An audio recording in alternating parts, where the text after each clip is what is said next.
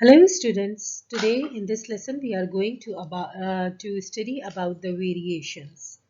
Um, so our success criteria for this video is to differentiate between the direct and the joint variations through the definitions, and also we have to solve some of the problems regarding the direct and the joint variations.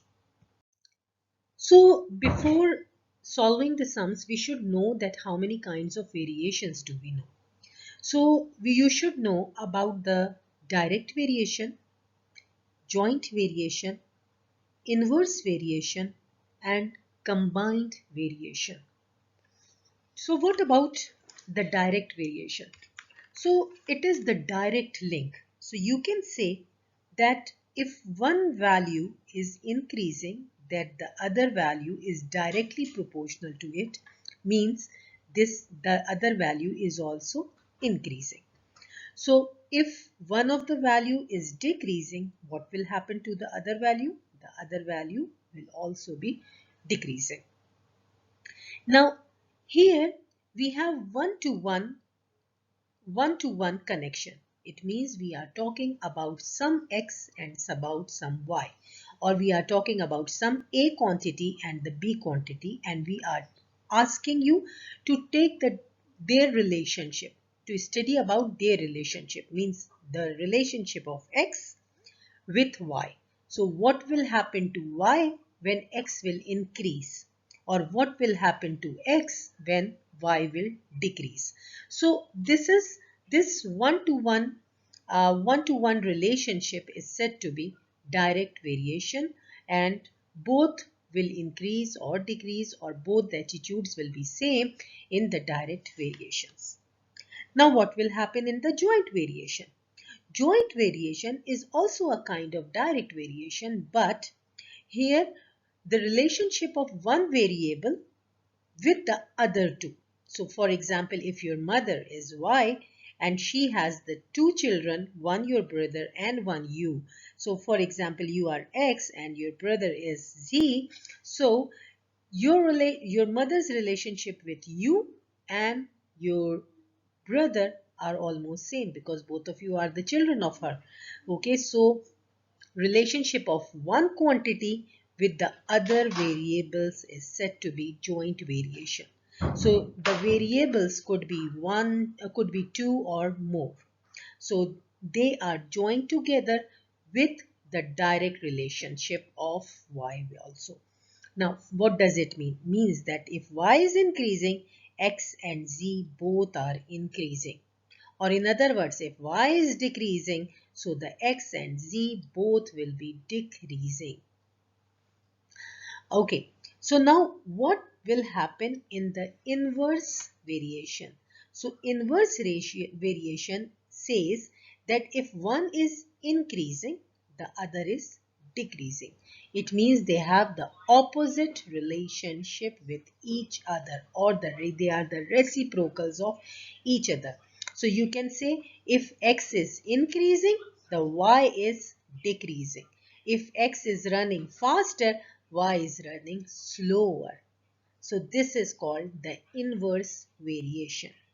And what about the combined variation? Combined variation is again the variation which has one value has the relationship with two other values or variables, but one is connected directly to it, whatever happening with the y, the same thing is happening on the other x, but it has the inverse relationship with z. It means y is increasing, z is decreasing. So y is directly proportional to the x, whereas it varies inversely with the z. So in joint, the effect of one value has the same effect on the others too, whereas in combined, one has the same effect and the other has the inverse effect. Now let's work about it and one by one understand that how can we solve these sums. So you can see here, as we are focusing on the direct variation, you can see with the help of the graph that if you will have the graph like that, and here the x values are increasing. This is 1, this is 2, this is 3, this is 4, and so on. And what is happening at the y value? So y value here is 1, then on this one it is 2, then this one it is 3, and this one it is 4. It means when the x values are increasing towards the right hand side, the y values are also increasing in the upward direction. So this is the graph which explains about the direct variation. Now, how can we write the direct variation? First, understand that how do we write um, with the direct variation notation, and then you will understand that how can we write directly also. So if I say x is directly proportional to y. So how do I write? I will write x. There is a sign for the directly proportional, that is this sign, to y. So just because they both have the same relationship, if one is increasing, the other is increasing, so at the same level write down the y. And this is the constant, this is the sign of proportionality. It is the sign of proportionality. Now, if you want to remove this sign, of course, its place will be taken by a constant. So you will write x. In order to remove the sign of proportionality, you have to write the equal sign to solve your question. And of course, there will comes a constant. So k is actually the constant of proportionality. It means the x behavior with the y is same in all the cases. Okay, so you will write the k and then you will write the y. Now, of course, if you don't want to write this step, it's fine. You can write it directly, x equals to k over y. And now from here, find out the value of constant. So k equals to x over y, because you will divide both sides by the y to get rid of this y, which is written near the k. So k equals to x over y is the formula. You can write it directly when you're writing x directly proportional to y. Let's see some few more examples. So x is directly proportional to t. Okay, so you will write s equals to k, and it is directly proportional, so on the same level you will write the t. For example, n is directly proportional to m. So you will write first n, directly proportional, or whenever there is a proportional sign, write down equals to k. M, because it is direct, so on the same height you will write the m. Now, for example, P is directly proportional to Q. So you will write the P directly proportional, you will write with the constant of proportionality equals to K, and the second value is Q. So this is the way how we express the direct variations equation. Now another thing is very important, that if one of the experiment is going on, so for example, this constant of proportionality will stay same whenever you will talk about the x and y values. For example, when we are saying that x is in the directly relationship with the y, so the constant of proportionality for whatever the x is rising or it is decreasing, it will stay the same with the y value. Okay, so for example, if I can say it that x1 said that k equals to, you know that x is directly proportional to y, and from here we found that the k equals to x over y. Now, if the first condition we can just denote x1 over y1, the second condition will be x2 over y2, the third condition will be x3 over y3, and so on. sub xn over y sub xn, and this is all equals to the constant of proportionality, because in all the scenarios constant of proportionality stays the same.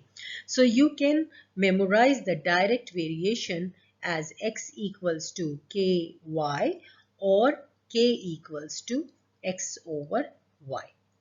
So these are the two equations you must memorize for the direct variations.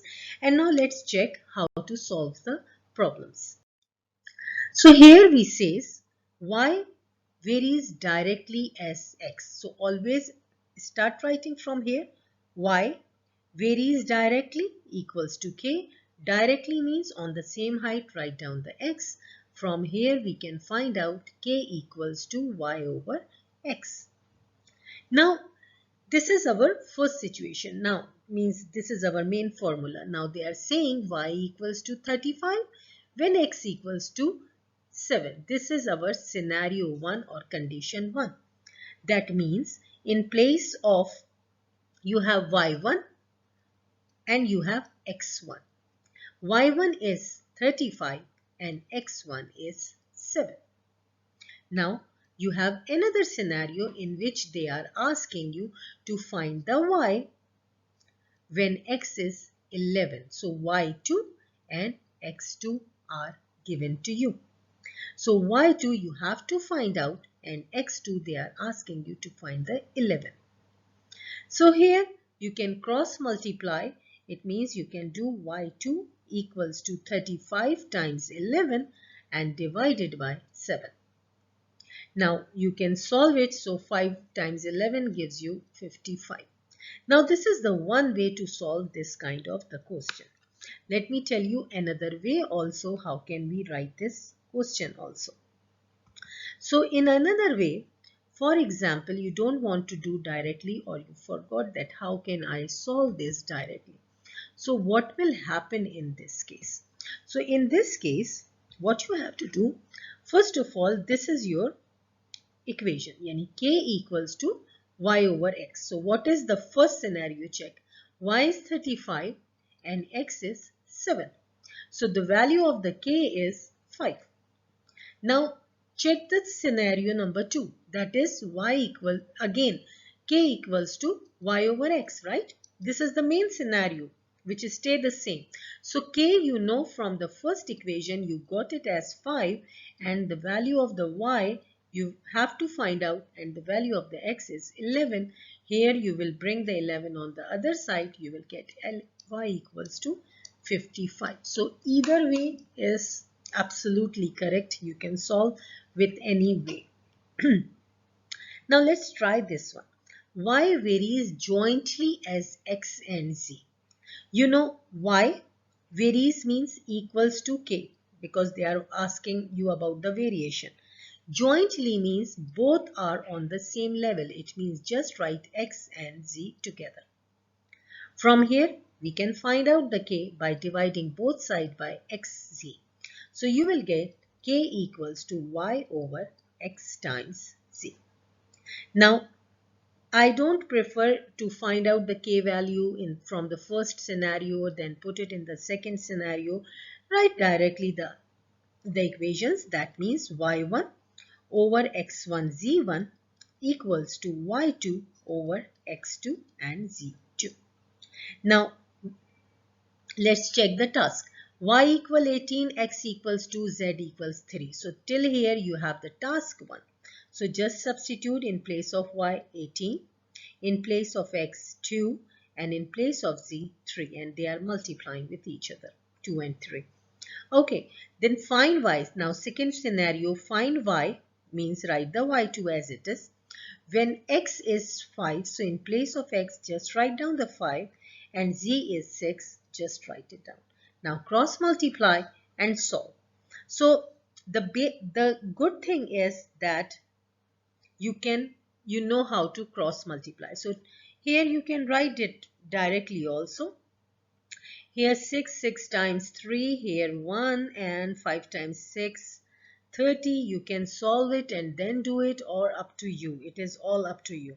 So now you can write 3 times 30 equals to y2 times 1. So you will get y2. 30 times 3 gives you 90. So the value of the y in front of you is 90.